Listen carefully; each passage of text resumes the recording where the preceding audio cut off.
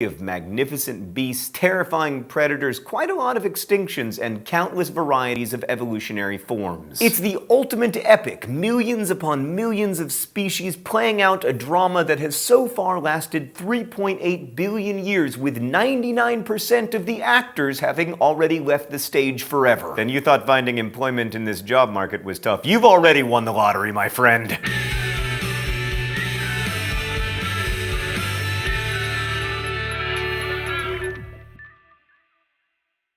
The keystone of our story is evolution by natural selection. So in the 1830s, a young Charles Darwin traveled around the world on the HMS Beagle. Inarguably, by the way, the most important beagle of all time. I apologize, Snoopy, but it's true. Darwin had the rare and amazing opportunity to study a great variety of the world's wildlife, and upon returning to England, he discovered that a variety of finches he had collected on the Galapagos Islands had beaks that were subtly adapted to their different environments and food sources. Darwin later combined this idea with the observation of how populations tend to overbreed and strain their resources. I mean, if there's competition for resources in an environment, then animals with useful traits would survive and pass those traits on to their offspring. Those who didn't survive long enough to reproduce would have their traits wiped out from the evolutionary tree.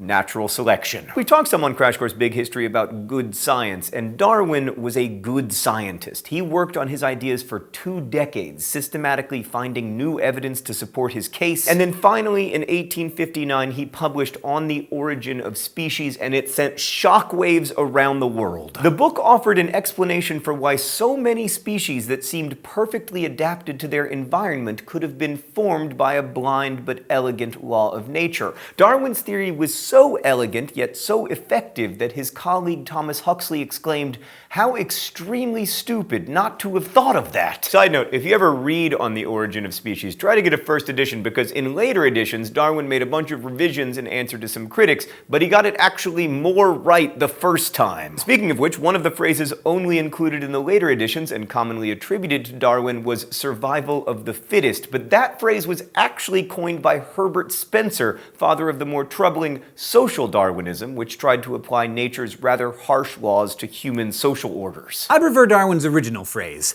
natural selection. Everything from cuckoo birds that lay their eggs in the nests of other birds, to giraffes whose long necks are good for reaching food in high trees, to humans whose brains make up for their fragile bodies, are selected for naturally. An even better phrase, though, would be non-random selection, or maybe even non-random elimination. While all genetic mutations are generated by a random copying error or random variation completely beyond the animal's control, the selection of those traits is not random. Successful variations that allow you to survive and reproduce are determined by the very specific circumstances of your environment, where elimination, death, might not be far away. So the selection of your traits is done by a very specific and sometimes brutal list of criteria. This is why people who say that they don't understand how all animals could have evolved by chance don't really understand how evolution works. Here's another phrase that doesn't get it right. Evolution is just a theory. In everyday speech, theory means guess. But in science, a theory is something that was tested time and time again, explains many different observations, and is backed up by a mountain of evidence. Evolution is a theory like gravity is a theory, and you don't go jumping out your window because gravity is just a theory. Why are we so certain? Emily knows. Evolution is one of the most tested, most utilized, and widely accepted theories in science. It's backed up by literal tons of fossil evidence, which can show us shared traits with species that no longer exist and help us map out lines of descent for creatures around today. DNA sequencing further tells us about lines of descent, and you can measure the commonality of the DNA possessed by 2 animals to tell how closely related they are and when they may have split off from a common ancestor. Radiometric dating allows us to assign dates to various fossils, further helping us map out lines of descent. Then there's the simple fact that extinct species are always found in the same rock layers you'd expect to find them, which is why you don't see a bunny skeleton in Cambrian rock layers from 500 million years ago. That's also how we know that Dimetrodon is not a dinosaur. Closely related species are often geographically distributed near one another. That's not to mention that we can see evolution happening before our very eyes, whether it be the discovery of a new species that recently moved into a different environment, the development of newly adapted bacteria into superbugs, the evolution of new breeds of rapidly reproducing insects, or the almost constant changes in gene distribution in animal populations all over the world. So, remember the prokaryotes and the eukaryotes? Gradually, some single-celled eukaryotes began to work together in a thing called symbiosis, where one cell did something in exchange for another cell doing something else, thus aiding the survival of both. Some eukaryotes became so cooperative and even interwoven that one cell could not possibly live without the other. Symbiosis was particularly handy in times of disaster. Around 650 million years ago, the Earth was completely frozen over. Snowball Earth was not a great place for life. Many underwater bacteria survived under the ice in oceans. Photosynthesizers may have survived in small hotspots where there was liquid water. In such constrained conditions, it's likely that individual cells started to work together more and more. Now is where we start to blaze through the evolutionary epic of complex multicellular life. Between the start of complex multicellular life and today, there have been 5 mass extinction events. In nature, species compete in niches. It's also called niches, depending on where you're from, but I call them niches.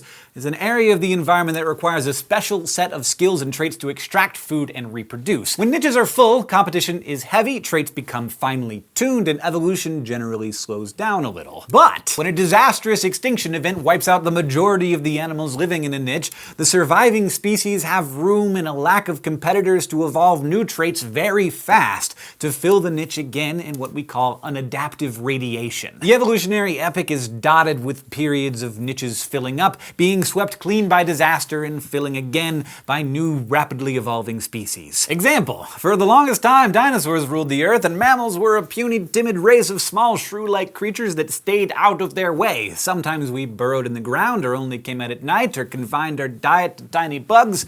We could not compete with dinosaurs in their niches. Then the dinosaurs were wiped out and mammals were able to rapidly fill all the empty niches, creating apes and elephants and horses and even whales. So after Snowball Earth, the Ediacaran era gives us the first extensive fossil evidence for multicellular organisms. They were various ancient forms that resembled today's worms, corals, mollusks, various underwater plants. But then in the Cambrian era, adaptive radiation really got underway and multicellular life filled thousands upon thousands of niches unlocked by their new traits. A lot more is just possible for multi-celled organisms than for single-celled ones. Like, not to brag or to bring up my astonishing strength again, but I can bench much more than a eukaryote. Some of the most famous creatures that got their start in the Cambrian were trilobites, these bug-like creatures with exoskeletons that existed in a variety of species and forms, occasionally in swarms of thousands. And they didn't go extinct for nearly 300 million years. That's over 1,000 times longer than Homo sapiens have been on the planet. Also, as my 4-year-old son can tell you, the Cambrian era had predators like Anomalocaris, which reached sizes of nearly 1 meter long with razor-sharp teeth and grasping limbs. By the time of the Ordovician period, photosynthesizers were making their first tentative steps out of the sea into a new niche, the land. Plants colonized coastlines first, and then gradually, over millions and millions of years, moved further and further inland. In the oceans, life continued to be abundant, with fish and sharks multiplying into a variety of forms. And there were all kinds of crazy life forms, like underwater scorpions that were 2.5 meters long. I mean, for the first 100 million years of complex evolution, a mind-boggling diversity of creatures was emerging. But that also meant all the niches on the planet were getting very full, and many competitors in the same niche made it difficult for a new species to enter it with ease. And then came extinction. I feel like extinction is going to be a thing, Stan. Is there any way we can make a thing for extinction? Yes! Ordovician Earth went through first a major freezing period, killing off many warm water species, and then a radical heating period, killing off many cold water species. Many ecological niches were swept clean, and this removal of competition meant that new species could enter empty niches and evolve rapidly in one of those adaptive radiations. There was also incentive to move out of the seas and onto the land. In the Silurian period, one of those groups that evolved rapidly by filling terrestrial niches was the arthropods, those exoskeleton species and the ancestors of many of today's bugs. Since plants continued to colonize the land and more of the Earth's surface was becoming forested, that increase in the number of photosynthesizers increased the percentage of oxygen in the atmosphere to between 30 and 35%. Today, it's approximately 21%. Arthropods came out of the sea, started filling niches on land, and their metabolism took advantage of this all-you-can-respire oxygen buffet, growing to enormous sizes, like a dragonfly with a meter-long wingspan or a scorpion 1.8 meters long. Get again with the scorpions. In the early Devonian period, the forests of the earth were composed of mosses, ferns, and short shrubs. Some plants eventually evolved a woody covering, which provided some back support and allowed them to grow taller and taller and compete with others in their niche by grasping higher and higher for sunlight. In the first episode, we did promise to explain the existence of trees. Bingo! Also by the Devonian, our vertebrate ancestors had arrived on land. Unlike arthropods, vertebrate skeletons are on the inside, and our skin is more porous, making it easier for water to escape. This limited our ability to fill land-based niches at first. We were amphibious. From this amphibious ancestor, all tetrapods gained their characteristic skeletal structure: 4 limbs, 5 digits. And then once again, extinction. Scientists debate about what caused the Devonian extinction, but once again, a couple of sharp rises and disappearances from the fossil record shows that the niches were being swept clean. Again, the number of species on the Earth drastically declined, but only temporarily. The Carboniferous intensified the forestation of the planet even more. Meanwhile, amphibians were filling up coastal niches with competition. So to escape into new niches, some evolved less porous skin to venture further inland without drying out, and they also laid eggs with a protective shell, meaning that they didn't have to return to the water to hatch their young.